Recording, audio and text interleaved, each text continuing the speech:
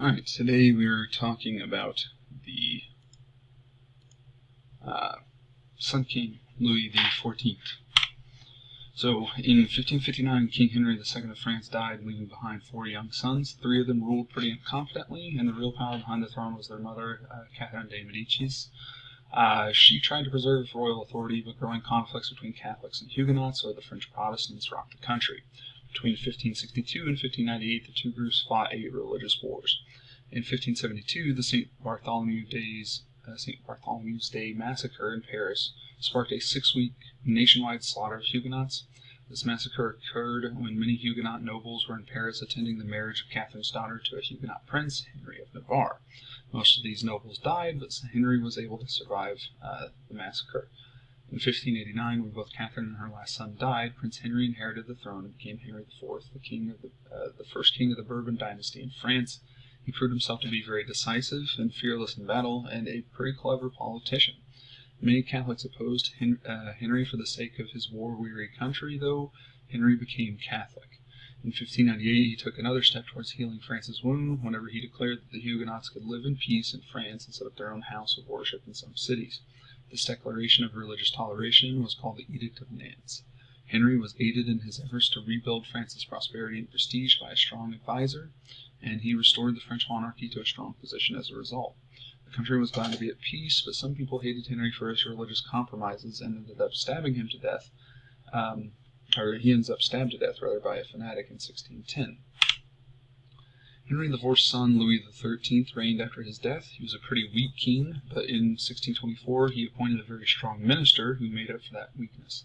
Cardinal Richelieu became the first of France's, the ruler of France effectively, really, and was able to pursue his political ambitions that the church didn't provide by being Louis's minister. So Richelieu took 2 steps to increase the power of the Bourbon monarchy. He moved against the Huguenots, believing Protestantism often served as an excuse for political conspiracies against the king. He didn't take away their right to worship, but forbade Protestant cities from having walls, as he didn't want them to be able to defy the king and withdraw behind strong defenses. He sought to weaken the nobles' power as well. He ordered the nobles to take down their fortified castles. He then increased the power of government agents that came from the middle class, so there was less need to use noble officials. Richelieu also wanted to make France the strongest state in Europe. He believed the Habsburg rulers that had land surrounding France were the biggest obstacles, as they ruled Spain, Austria, and the Netherlands, and parts of the Holy Roman Empire. So to limit the Habsburgs' power, Richelieu involved France in the 30 Years' War.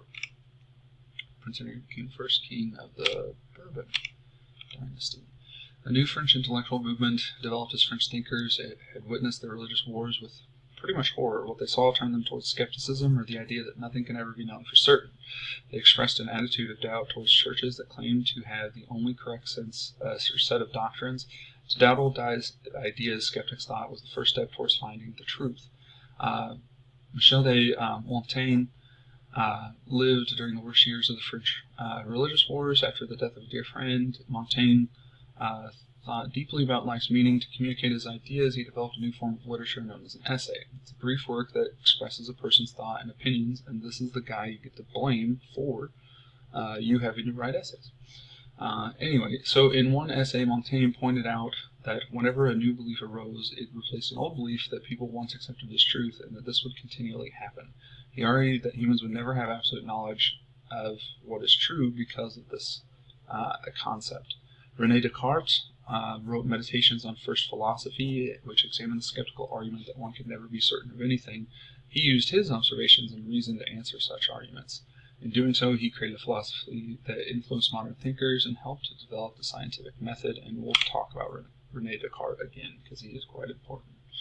Louis XIV became king in 1653 after the death of Louis XIII through Cardinal Mazarin.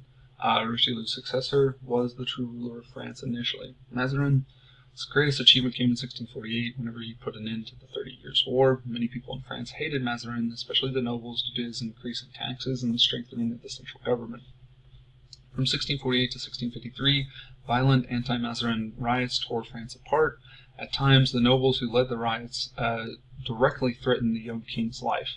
Louis never forgets the fear and anger or his anger at the nobility during his early life, because he really was under the threat of death. as a small child a lot, and he became determined to be so strong that they would never be able to threaten him again. However, the nobles' rebellion failed for three main reasons. Its leaders distrusted one another even more than they trusted Mazarin, so that doesn't help. The government used violent repression against them, and then the peasants and townspeople ultimately were so weary of disorder and fighting that they pretty much backed the king, even though his repressive laws were kind of bad. They just would rather not have any fighting. So Louis went on to weaken the nobility after Mazarin died. At 22, he took over control of the government. He weakened the power of the nobles by excluding them from his councils. He increased the power of the government agents called intendants, who collected the taxes and administered justice. To keep power under central control, he made sure that local officials communicated regularly with him. What was Mazarin's greatest achievement? Ending the 30 Years' War. So, Louis devoted himself to helping France attain economic, political, and cultural brilliance. No one assisted him more in achieving those goals than his Minister of Finance, Jean-Baptiste Colbert.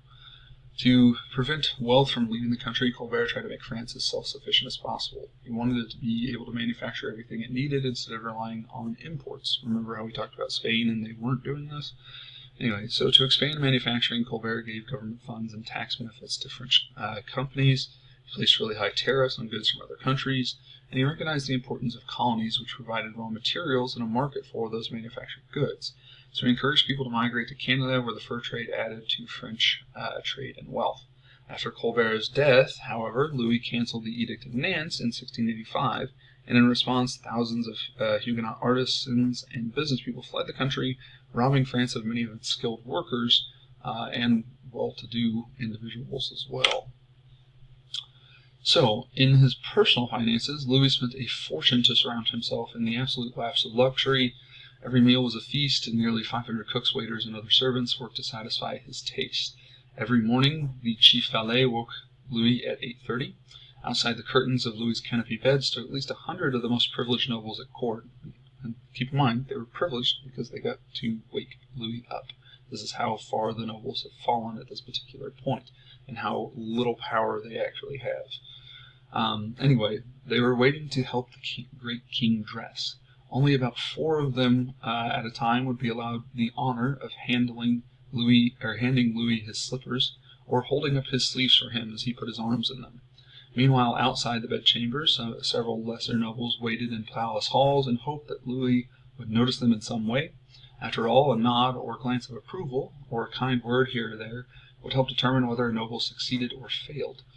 Alright, so this guy is incredibly powerful. Whenever him saying hi to you basically can change your standing in society, that's some power right there. Alright, anyway, so it made having the nobles at the palace at Versailles in particular really increased royal authority in 2 ways. It made the nobility totally and completely dependent on Louis, and it also took them from their homes, thereby giving more power to the intendants who would run things in their stead. Louis required hundreds of nobles to live with him at the splendid palace he built at Versailles, about 11 miles southwest of Paris. The palace was immense. It just is ungodly expensive. It faced a huge royal courtyard dominated by a statue of Louis XIV. The palace itself stretched for a distance of about 500 yards and was like a small royal city with rich decoration and furnishings, showing Louis' wealth and power to everyone who came to the palace. Right, so this is the equivalent of like the absolute most expensive mansion that you can think of today. Like, this was hundreds of millions of dollars to build this place in today's standards. Versailles was the center of the arts during Louis' reign. He made the opera and the ballet more popular. One of his favorite writers, Molière, who wrote some of the funniest plays in French literature, including Tartuffe, which mocked religious hypocrisy. Under Louis, the chief purpose of art was to glorify the king and to promote values that supported Louis' absolute reign, or absolute authority. Canceled the Edict of Nantes, which wasn't the best idea. Alright, so Louis had made France the most powerful country in Europe. In 1660, France had about 20 million people, which is 4 times the size of England and 10 times the size of the Dutch Republic. The French army was also far ahead of other states' armies in size, training, and weaponry. So in 1667, Louis invaded the Spanish Netherlands in an effort to expand France's boundaries. He gained 12 towns through this campaign, and encouraged by his success, he personally led an army into the Dutch Netherlands in 1672. However, the Dutch saved the country by opening up the dikes that held back basically massive amounts of water, and it flooded the countryside. The war ended in 1678 with the Treaty of Nijmegen, and France gained several towns and a region called Franche-Comté. Louis decided to fight additional wars, but his luck had run out. By the end of the 1680s, a European-wide alliance had formed to stop France. By banding together, the weaker countries could match France's strength and allowed for a balance in power that meant no one country could dominate all the others. In 1689, the Dutch Prince William of Orange became the King of England. He joined the League of Augsburg, which consisted of the Austrian Habsburg Emperor, the King of Sweden and Spain, and the leaders of several smaller states. France's strength could be matched by them, so that tells you how strong France actually is. It takes several countries to actually stand up to them. But they had been weakened by a series of poor harvests. This and constant warfare brought about the suffering to the French people, and the new taxes Louis imposed didn't help. They were ready to rebel. In 1700, the childless king of Spain, Charles II, died after promising his throne to Louis XVI's 16-year-old grandson, Philip of Anjou. The two greatest powers in Europe, enemies for so long, were now both ruled by French Bourbons. Other countries felt that this was a problem as the Bourbon dynasty's power grew. In 1701, England, Austria, and the Dutch Republic, Portugal, and several German and Italian states joined together to prevent the union of the French and Spanish thrones. The long struggle that followed is known as the War of Spanish Succession. The war dragged on until 1714, when the Treaty of Utrecht was signed in that year. Under its terms, Louis's grandson was allowed to remain King of Spain as long as the throne of France and Spain were not united. The big winner in the war, though, was Great Britain, as they took the Strait of Gibraltar, a fortress which consisted of a fortress that controlled the entrance to the Mediterranean. Spain also granted the British company an asiento, permission to send enslaved Africans to Spain's American colonies, which increased Britain's involvement in the trading of slaves. In addition, France gave Britain North American territories of Nova Scotia and Newfoundland and abandoned claims to the Hudson Bay region. The Austrian Habsburgs took the Spanish Netherlands and other Spanish lands in Italy. Prussia and Savoy were also recognized officially as kingdoms. So Louis died in 1715, which prompted rejoicing throughout France, as his people had grown really tired of the Sun King. On the positive side, France was certainly a power to be reckoned with in Europe as a result of his reign. It was above all others in art, literature, and statesmanship. It was also considered to be the military power that allowed for the development of its strong empire of colonies. On the negative side, constant warfare and the construction of the Palace of Versailles plunged France into a staggering amount of debt, and the resentment over the tax burden imposed on the poor and Louis's abuse of power would plague his heirs and eventually lead to the French Revolution. Alright, so that's it. Take your exit ticket, be good children, work on your essay.